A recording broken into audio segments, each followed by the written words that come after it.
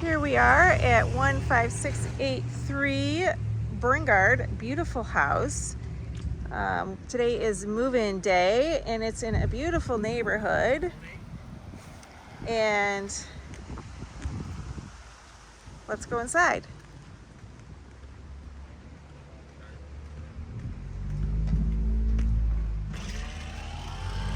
The long guy just got here.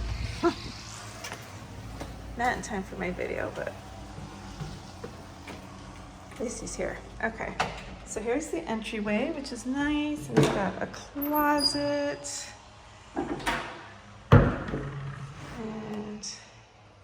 the living room, I'm trying not to walk in. I think it still might be a little bit wet from getting mopped. All freshly painted, new floors here.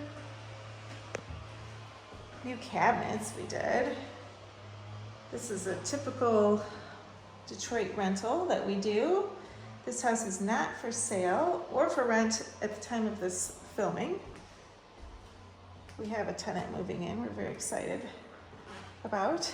Here's the bathroom, new vanity. Detroit bathrooms are all these same color tiles. I can't remember what the colors were, but that's a pretty typical color. And we have a bedroom here. If I open this, I'm going to see how long the grass is. Oh, yes, and there's a garage back there. One-car garage. It's been raining a lot, so it's understandable. And let's go upstairs. We just got the carpet in, ready for the tenant to move in today. He has been waiting very patiently for Section 8 to get their stuff done.